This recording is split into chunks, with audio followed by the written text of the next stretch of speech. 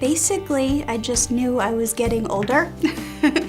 And initially, my husband and I just came to get checked out to make sure that when we did want to start trying, that we were able to, that there wouldn't be any difficulties. So I was checked out and everything was fine, so we didn't come back initially and tried on our own for 6 months.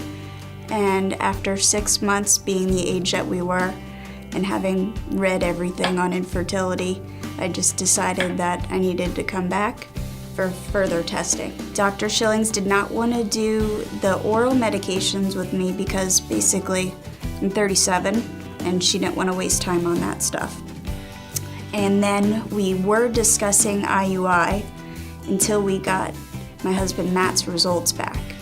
And with that, we knew that the IUI probably wasn't going to be as successful, and that the IVF with the ICSI, where they inject the sperm right into the egg, was our best option.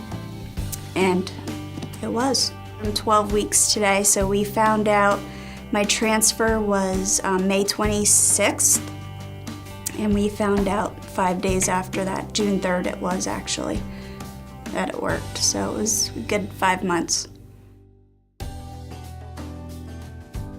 If it's something that you want and it's a goal that you have and you're not going to be happy until you get it, then who cares about what anybody else thinks? And as far as being afraid to start the whole process, this office I can speak for in particular, they are so empathetic and so understanding. They do this all the time.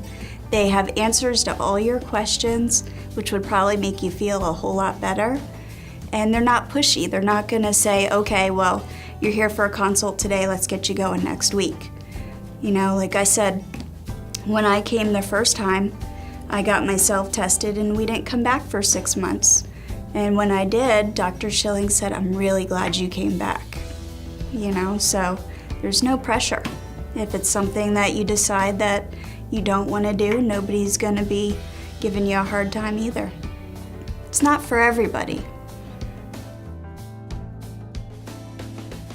The staff in this office is just awesome. When I first went to my OB visits, it was a completely different experience. There, you're more like a number. So when I talked to my nurse here, I said to her, oh my gosh, do I miss you guys, you know? Just totally, totally different. And there are times, one time in particular, that when I was doing my injections and I was scared to death one night, and the very next morning I came in and saw the nurse practitioner here, and she just gave me a hug and said, it's gonna be okay, and they were just awesome.